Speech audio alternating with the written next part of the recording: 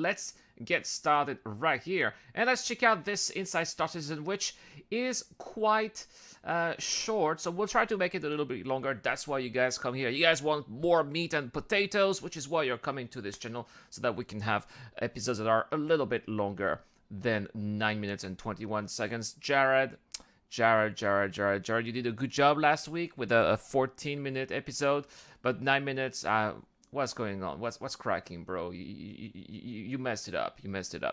So let's get into the theater mode here, and let's check out what this is going to be about. Looks like we're gonna have an episode about the Talon. So here we go. Oh, is that the... Oh, yeah, that is the cockpit of the Talon. We can see that it confirmed that it is with the little icon here. Not really centered in the middle, by the way. They need to put it more in the middle. And confirm that we do have the special Tavern interior digital cockpit. That is, to me, that is a major selling point. I'll be frank with you, I'm still not high on the actual silhouette of the ship, but the cockpit is incredible, to me at least. Let's see, let's keep on going. So I think it's really important for the alien races to have representation. That word, representation. Yeah, and he's right. He's right. It's important to have representation in alien races in Star Citizen. It's not just about humans. But if we want to have more representation for alien races, we need to have them modeled in the game. We need to have the possibility to have alien characters in the verse as well. That would be a very nice touch. It adds extra depth to the gameplay and to visuals.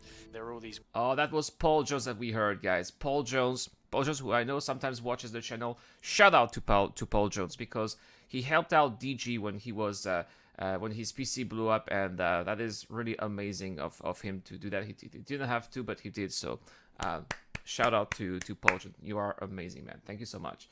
Weird and wonderful races, and they each want to have their own style and influence. You know, obviously with human stuff, a lot of it is quite familiar, whereas the alien races, that... Well, I gotta say that the Nox looks almost human. It could have been a human design. It was designed for human, for humans, actually. Recording Debutante. Good morning from Germany. Guten Morgen, Recording Debutante.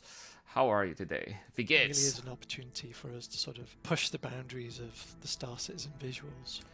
And so far, I think that they did a really good job regarding giving a visual style for all of the different alien races in the verse. I think the only thing that we are missing right now are the Krotak, right? But we don't even know how Krotak look like, because it's kind of like a secretive race that's on the other side of Xi'an space, I think. So yeah, are you happy with the new concept that is not flight ready? It says ship tour. I don't care, ship tour. At least, you know, at least we got a date, which is December of this year. So that's already a plus, right? But I think that there's a reason why that ship is flyable in engine right now. We're going to talk about it later, but I'll also tell you why I think it's not available right now in 3.10. Stay tuned to the channel. I really to like know. how the Tavarin race and their ships look. It is... I would agree with that. I like the colors, by the way. It looks like almost glass here. That material that you see here in the back looks very exotic to me. Really, really intriguing. What I am not high on are the feather-looking thing in the back. This is not my cup. I mean, I think that the ship looks great for an alien ship. Don't get me wrong. I love the ship. Is it a ship that I will be flying in the verse? The Eradicator doesn't do feathers, if you see what I mean, right? This is just not the Eradicator style. So I'm not. I don't want to be associated with feathers. But will I enjoy seeing this ship in game? Absolutely. Will I enjoy removing the feathers of this ship one by one with my cutlass? Oh yeah. But is this for me? I love the interior. Will I fly, maybe rent a ship, perhaps? Maybe, because I love the interior, but it's not my style. It's not my style. But it's a great looking ship.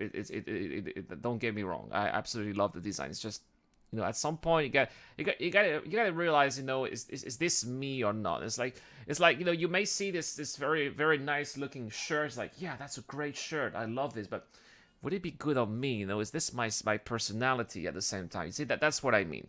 That's what I mean. Very different. Oh, 7, Captain Carrot. Ships in game. And at the moment, the Tavarin only really have the Prowler, and that's a dropship, so it's not suited for a wide range of players. So we created... Right, which right now, by the way, the Prowler, which is... people are reporting it as it is the best ship for combat, which shouldn't be this way. So I hope that this is going to get nerfed eventually, because it's a dropship, right? It's not a starfighter. So they need to be doing something about this. The Talon to be a fighter counterpart to it. So the Talon is already well into production, it's already flyable in engine, and it's great to get a concept straight into engine without a sort of a pause in between. So we worked really hard on... There's Paul Jones, awesome guy. On the visuals and the materials of this ship. That is also, yeah, we're talking about the materials here. I wonder, because this kind of looks like, pearled paint. I don't know if you guys know what pearled paint is with cars. It's basically paint that changes color with luminosity. I wonder if this is something that we're having right here with the Terran. I think that would be really awesome with a ship changing colors depending on the local environment, making it a bit more difficult to spot. That would be really cool. Ship Tour says that this is a little bit too bird-like. It's strange that a bird-like race makes bird-like ships. I don't think that it is strange. It's strange, Ship Tour. I don't think that it is. I mean, to me, it makes sense because they're making ships with features that they would feel familiar with, and maybe those feathers have a sort of aerodynamic role in atmosphere. Maybe I would guess that the design is made that way so that the ship can have an intended role, or at least an intended behavior in atmosphere. So this is not something that annoys me too much. It's just the thing that my issue with feathers is more psychological. It's just I don't do feathers. That's all, right? You can see that it's very different to anything that we've done in the past. The silhouette, that's a really striking silhouette. It kind of makes me think also, because I live in Asia, guys. I live in Far East Asia, in Taiwan. And in Asia, here in Taiwan, we're very much influenced by all of those Japanese sci-fi characters, those Transformer robots. And it has a lot of that. It has a lot of that in the silhouette and the design. And I think that this would totally appeal as well, maybe to people who are more familiar with those designs. This is a type of design that we definitely find in sci-fi. Maybe not in Western sci-fi, but you do have that in Asian, especially Japanese sci-fi. So I like that note very much as well. They were talking about representation at the beginning of the video. I don't know if this was intended, but this definitely is some type of representation to other types of sci-fi standards that you find around the world as well. And I respect that. I don't know if this was intended, but that's the way I feel it, at least. Hanging in the sky, and to form that sort of silhouette with the ship, Look at that. That is an impressive picture for sure, with all of those talents here heading down towards whatever objective it is. And this is, I think, a great angle of how the talent looks like, because it looks like, I don't know if you guys know how a falcon looks like, which is, this little bird of prey, like a mini eagle, this looks like a falcon about to catch a mouse, and and it feels, especially, just one. If you have one of them, it's already a little bit like, oh, what's going on, But if you have an entire squadron of talons going down towards a target like that, a mix of talons and shrikes, that is definitely going to be a force to be reckoned with. We've built the wings. We've got the strong shoulders, and those wings, when they're in full spread, you can see the feathers, and we've got this iridescent paint. Yeah, that's the word I was looking for. Iridescent paint. Thank you, Paul Jones, for getting that vocabulary word out. Yes, the iridescent paint. And that material here, what is that? It's obviously not glass, right? But this is very intriguing. Captain Carrot says that the only purchase reason for him is to collect another alien ship. Aha. Captain Carrot is a collector, I see. Sort of a dielectric. It's very much reminiscent of birds like starlings, and that sort of runs through the ship. The Talon is built to be a fighter that has some stealth elements to it. So it excels at jumping in, striking hard, and then getting out of the fight using its agility to escape returning fire. And it falls into that trope of glass cannon. It is very agile, it has very low armor, and it has relatively big guns for its size. Alright, so big guns, low armor. So yeah, definitely a type of ship that is aimed at hit and runs, which a lot of people have been telling me, when I do my loadouts for various ships, because this is a type of strategy that I like a lot. Especially when I do, for example, NPC bounty hunting mission, when you do crime set 4, you have to play against 5 NPCs. Some of them can be Cutlass Blacks, for example, and you are alone against all of those NPCs. It can be really tough, and that's what I'm doing. I'm doing hidden runs. I try to take down one ship, then I go away, wait until the shields recharge. I go back into the fray where their last known location was, take down a few more, and once I'm at like 1 versus 2, then I try to take them down, all of them. And this is also the kind of gameplay that you are going to have to do with this ship if you're flying this ship alone. If you're flying this ship in squadrons, you have a wing of 6 Talons, I think that you will be fine, right? Because you can combine firepower of several ships against one, and that should be okay. But if you're applying this solo, you are definitely going to do hit and runs like this, and it's a ship that's going to be really good at that, I think. Look at those big guns here.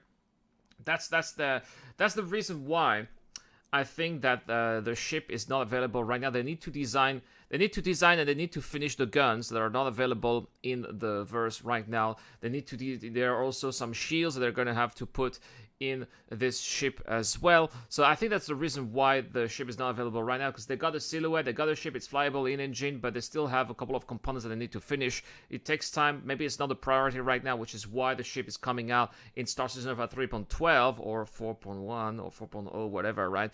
And that's when it's going to be ready, right? How do you think this stack up against the Kratos in the future? I've not much heard about their plans, and the Talon seems like it will outclass the Kratos at its own game. Perhaps. I think that the Kratos is I think is going to be a little bit stronger than this one. It's also cheaper as well, and it doesn't really have the same Xi'an technology. The Kratos is extremely nimble and can change directions very quickly. I guess that the people fly the Kratos for the experience as well, right? I would say, but at the same time, the Talon seems to be an experience as well. I don't know, man. I don't know. How long is the Talon going to be for sale, says Sushi Rodriguez? Usually, those concept sales are here for about a month. So if you're waiting for your salary that's coming at the end of the month, then it should be there, right? Comes with 2 gimbaled size 3 ballistic weapons as default. That means it has a size 4 hardpoint there. There you go. So you can have 2 times size 4 guns on each side, which is a lot of power, of firepower. Dragon Ghost says these ships aren't with real money. I was also thinking that if I ever bought a Talon, that would be in game as well. Dragon Ghost probably. So you have the choice of going with the default loadout of size 3 gimbaled, or you can really maximize the damage and change to size 4 weapons. It also comes equipped with... Oh, there we go. We got the Esperia Talon weapons of all sizes here. Nice. a missile rack on each wing, so you do have some missiles, but it really isn't the focus of the ship. It's all about the guns. The other area of the Talon that provided us with a challenge internally is the whole ejection cockpit canopy setup. Oh yes, oh that is impressive. That is impressive, and that is something that we need in-game with other ships. Now, probably those other ships were not designed for this, but this is maybe the very first concept that we have on this of an escape pod. It definitely does look like it has some thrusters. Probably these are going to be very limited in terms of maneuverability or fuel capability. I don't think it's going to have a quantum drive, for example. Obviously not. But probably enough to guarantee a certain survivability. Let's say you are not far from a station. Maybe you'll be able to go to the station and land at the station from the escape pod. Maybe. Will be interesting to see. Philip says that this is not for the average person. If Star Citizen is a hobby, then to you, then worth is relative. I also think a lot of us like the idea of supporting our dream and getting a cool ship at the same time. Yes, Philip, I agree with you. I also agree with you, but at the same time, if let's say, for example, if I had $100, if I had $100 that if I wanted to support a game, say, hey, I got $100, I don't know what to do with it, it's disposable money, and if there's like, I have the chance to buy a ship with lifetime insurance that I'm not really interested in, or I have the opportunity to buy store credits for the future, or maybe a $20, or maybe a subscription. Maybe, right? Oh, I can be a subscriber for a year, or maybe. There are other ways, right? There are other ways. It doesn't have to be, if you want to support the project, and all the power to you, of course. But it doesn't have to be with a concept ship, even though it's there, as great looking as it is, and as fantastic as it's a fantastic design, and it's a great price. We're going to talk about it later as well. But if you think that this is not a ship for you, why getting a ship for the sake of getting a ship? There are other ways as well, right? Eine wunderschönen guten Morgen, Eradicator. Well, very good morning as well, Tardigra. That means a wonderful morning in German, by the way. Lots of people from Germany, by the way, in this community. This is great because that gives me a chance to practice my German, which has been falling apart for far too many years. Because a lot of our ships, you get in, you get on the seat, and the seat ejects. This is the whole entire dashboard. Cool. And flight controls eject out with you. Look at that! Look at that! You can see the armor around the cockpit going away. Parts, but not the entire cockpit. When going from landing to takeoff, this ship is going to transform before your eyes, and it's going to go from hawkish position into a bird of prey in flight. So the wings will be expanding, the feathers will be revealed. And in terms of when you're flying around, you're going to have the sun glinting off that iridescent paint. I mean, it's just going to look amazing.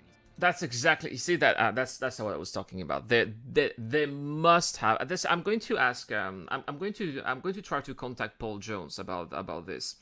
But this is something that they must have taken some inspiration from Japanese sci-fi, from all those Transformers. It has to be the way they're talking about it, the design, the way the ship transforms. It's gotta be. I'm sure. If they are watching, please, Paul Jones, I know that sometimes you watch videos from this channel. If this is the case, please confirm that. In the comments down below, because this is something I'd like to investigate on, and I'd like to talk about that a little bit more, because I really like the idea of that's the thing, with sci-fi, is that sometimes when we create things, not just sci-fi but in art in general, when we create things, we tend to do it from our own culture and our own perspective, and we tend to disregard what other people have been doing in the same genre but in other parts of the world.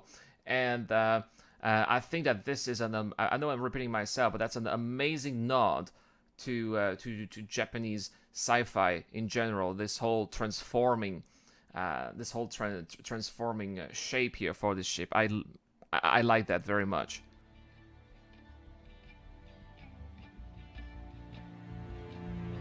It's looking great, actually. It's funny because it depends on the angle, right? if you look at it on this angle, I like I don't know. Maybe I'll get one. I don't know.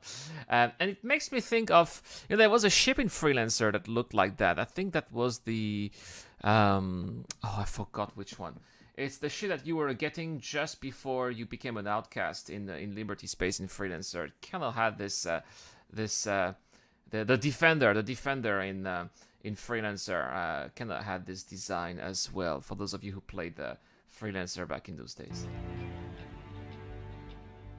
By the way, what are we looking at here? Are these, is this cloud tech? Guys, is this cloud tech that we are looking at here?